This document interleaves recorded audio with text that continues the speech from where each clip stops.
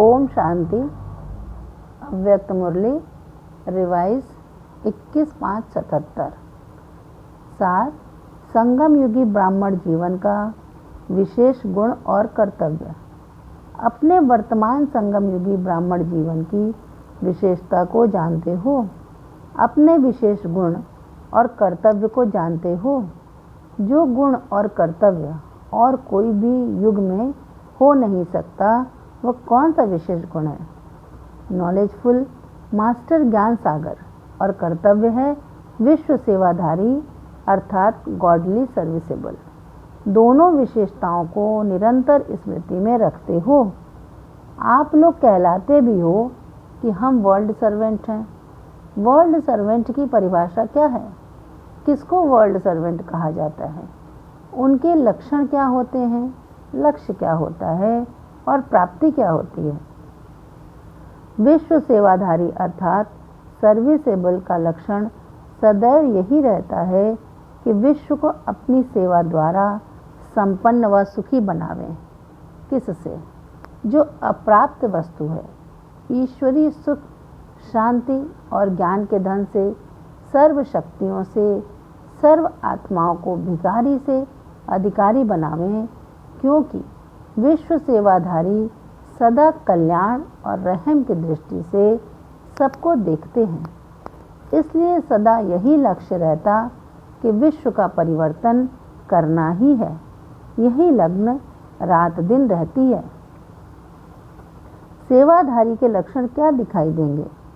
सेवाधारी अपना हर सेकंड संकल्प, बोल और कर्म, संबंध, संपर्क सेवा में ही लगाते हैं।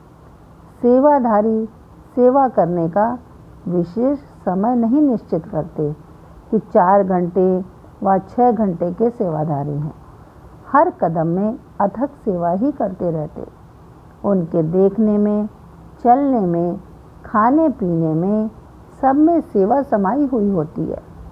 मुख्य सेवा के साधन स्मृति, वृत्ति, दृष्टि और कृति, इस सब प्रकार से सेवा में तत्पर होगा। स्मृति द्वारा सर्व आत्माओं को समर्थी स्वरूप बनाएगा। वृत्ति द्वारा वायुमंडल को पावन और शक्तिशाली बनाएगा। दृष्टि द्वारा आत्माओं को स्वयं का और बाप का साक्षात्कार कराएगा। कृति द्वारा श्रेष्ठ कर्म करने के अपने आप को निमित्त बनाकर हिम्मत दिलाने की प्रेरणा दिलाएंगे। ऐसा सेवाधारी स्वयं के रात दिन के आराम को भी त्याग कर सेवा में ही आराम महसूस करेंगे। ऐसे सेवाधारी हो। सेवाधारी के संपर्क में रहने वाली व संबंध में आने वाली आत्माएं उनकी समीपता व साथ से ऐसा अनुभव करेंगी जैसे शीतलता व शक्ति शांति के झरने के नीचे बैठे हैं व कोई सहारे व किनारे की प्राप्ति का अनुभव करेंगे। ऐसे सेवाधारी के संकल्प व शुभ भावनाएं, शुभ कामनाएं सूर्य की किरणों माफिक चारों ओर फैलेंगी। जैसे सेवाधारियों के जड़ चित्र अल्पकाल के लिए अल्पकाल की कामनाएं पूर्ण करते हैं, ऐसे चैतन्य चरित्रवान सेवाधारी सदा काल के लिए सर्व कामनाएं पूर्ण करते हैं। इसलिए कामधेनु का गायन है। जैसे कोई खान संपन्न होती है तो जितना चाहे उतना संपन्न हो सकता है, और ही हद की खान में विशेषता होगी। हद की खान से एक वस्तु मिलती, लेकिन यह विचित्र खान है जिसको जो चाहिए वह मिल सकता है।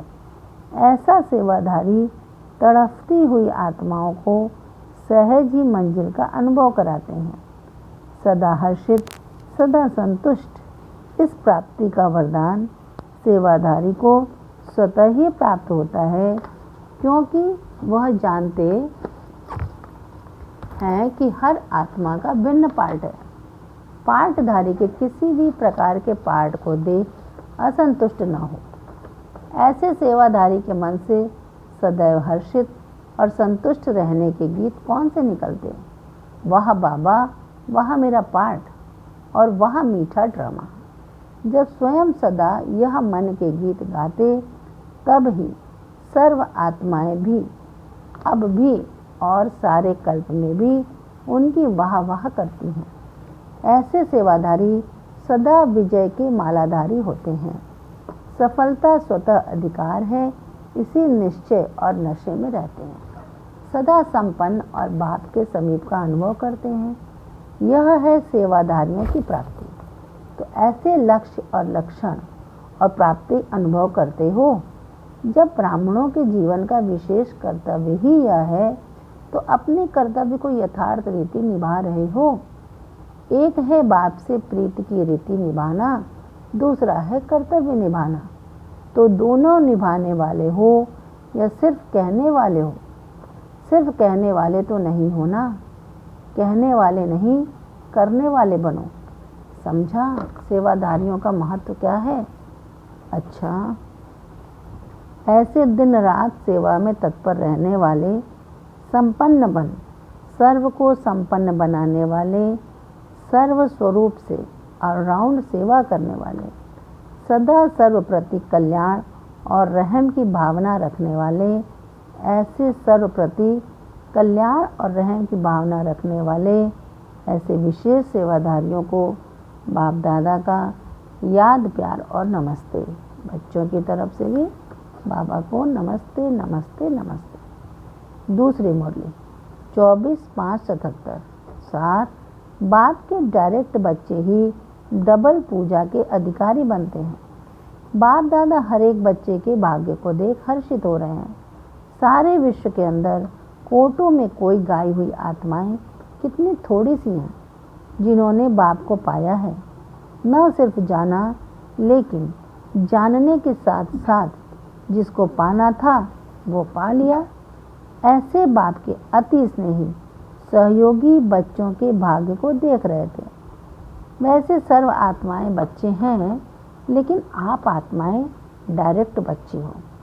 शिववंशी ब्रह्मा कुमार और कुमारियां हो। सारे विश्व में जो भी अन्य आत्माएं धर्म के क्षेत्र में व राज्य के क्षेत्र में महान व नामी ग्रामी बने हैं, धर्म पिताएं बने हैं, जगत गुरु कहलाने वाले बने हैं, लेकिन माता पिता के संबंध से अलौकिक जन्म और पालना किसी को भी प्राप्त नहीं होती है। अलौकिक माता पिता का अनुभव स्वप्न में भी नहीं करते। और आप श्रेष्ठ आत्माएं व पद्मा पद्मपति आत्माएं हर रोज माता पिता की व सर्व संबंधों की याद प्यार लेने के पात्र हो। हर रोज याद प्यार मिलती है ना?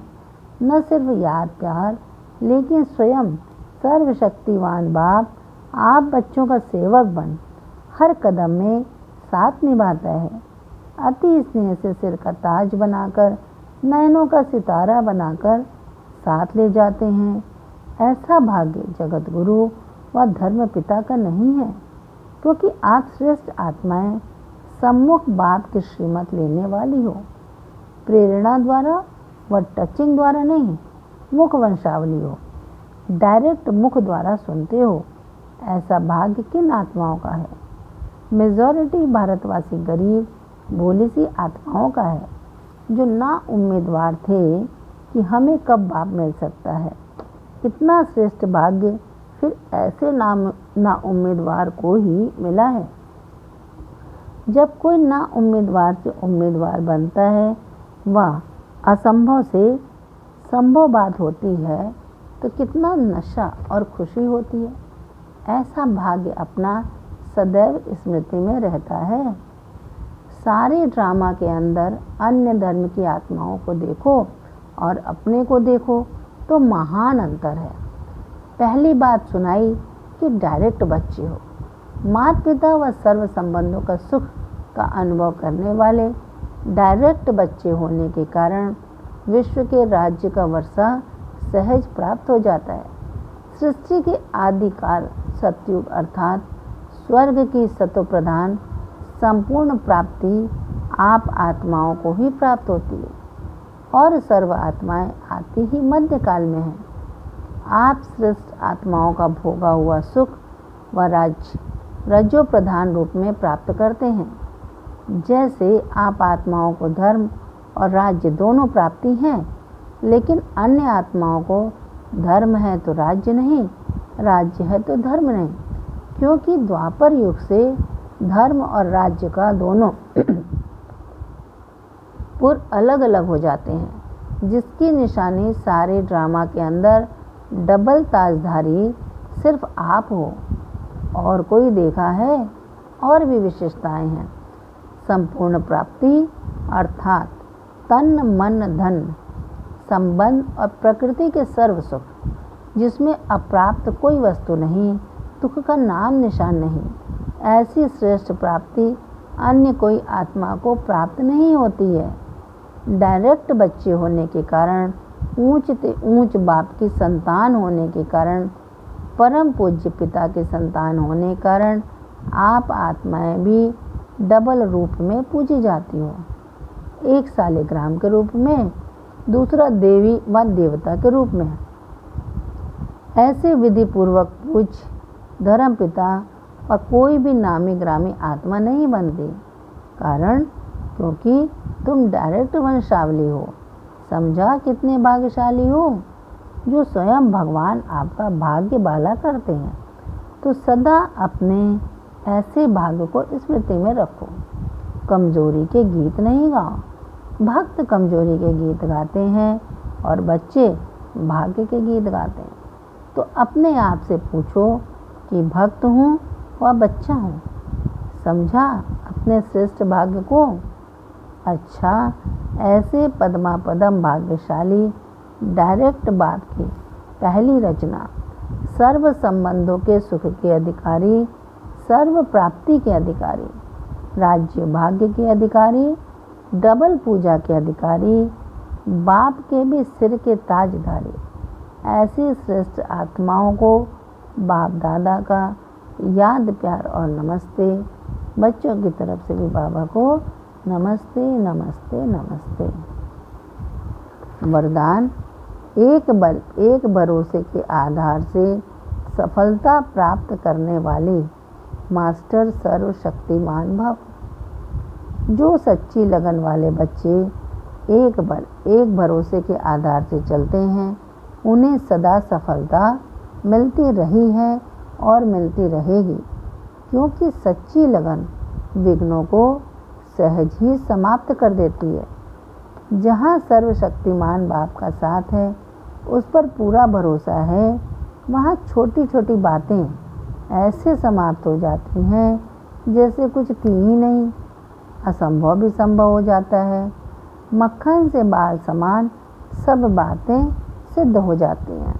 तो ऐसे अपने को मास्टर सर्वशक्तिमान समझ सफलता स्वरूप बनते चलो। स्लोगन, नयनों में पवित्रता की झलक हो और मुख पर पवित्रता की मुस्कुराहट हो, यही श्रेष्ठ पर्सनालिटी है। नयनों में पवित्रता की झलक हो और मुख पर पवित्रता की मुस्कुराहट हो, यही श्रेष्ठ पर्सनालिटी है। अच्छा, ओम शांति।